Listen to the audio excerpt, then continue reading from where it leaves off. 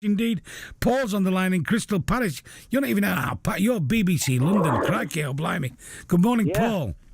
Good morning. How are you guys? Well, thank you, Paul. Well, what do you make to the changes to BBC local radio? The one thing I want to ask Jason Horton is, why is he not listening to the listeners? It was on Eddie Nestor's show a couple of weeks ago. Eddie interviewed him for an hour, and Eddie put his own job at risk by actually getting very angry with him on air, and pointed out that Jason Horton had agreed, apparently, to speak to listeners. On the day, he didn't. The phones were queuing up. Eddie actually said to him live on air, "Shall I get them on to speak to you because you won't like what they're going to say?"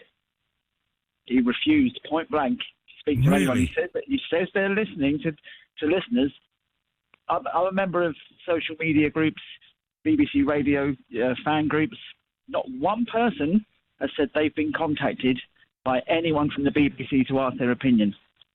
We were supposed to do a phone-in on this last week before, and I wasn't aware of the politics or anything like that. All I saw was that I'd been told that I could have an interview with Jason that would last 8 minutes.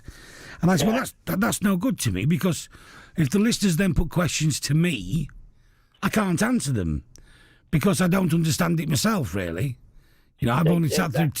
So I need Jason for an hour, so that when the questions come in, he can answer them, and that way they'll get because I want their side to be put across properly. I don't think anybody's gone to work to smash anything to pieces. I want them to explain why the changes are. Anyway, we were told we could only have him for 8 minutes. We've now got him for 8 minutes. Yeah. A week tomorrow, in 10 days' time or something. So we are going to get him on. 15 minutes, I'm told we've got him for.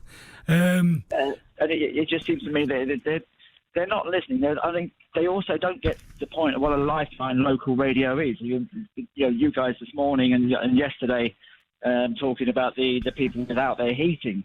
Down in London, we've had Joe Good, who does the overnight show, last week, crying her eyes out on air because one of the listeners had passed away. And I know Joe had actually been to visit her in hospital a couple of days before. And I know Joe and her team will go to that listener's funeral because they've done it before. I've been to them before. That is what local radio is about. It's not necessarily about the output, it's the input as well.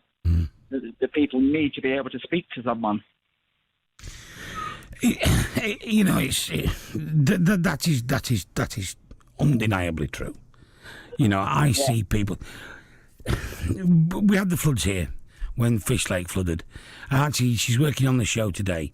The first time, Xanthi Palmer had been with the radio show for about 3 weeks, 4 weeks.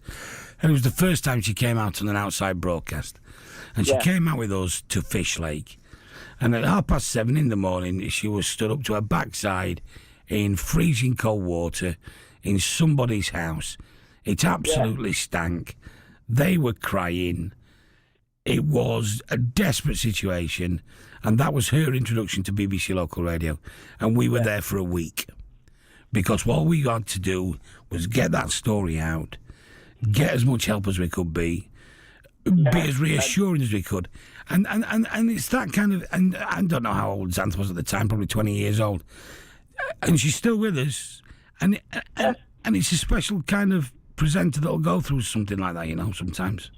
And it is. I think the local presenters, they know the local issues. And someone phoning from Sheffield to speak to you guys, obviously down here in London, a presenter down here wouldn't know a bit about Sheffield, but wouldn't know the specifics of the area or things like that. But up here or down there, you know, local presenters know the local issues, and local people know they can trust them.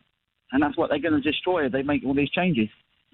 Paul, thank you very much indeed. That's Paul in Crystal Palace on behalf of management. I would say they say they're not destroying anything. They say there'll still be local breakfasts. They say there'll still be local mid-mornings. We don't know who that'll be. Every presenter has been put on notice of redundancy. Quite how that notice works, I don't know. It's not working out like any normal redundancy notice. And as I said, already changes have begun to be made. So quite how the consultation's working, I'm not entirely sure. The chairs are already being rearranged on the deck. But what do you think?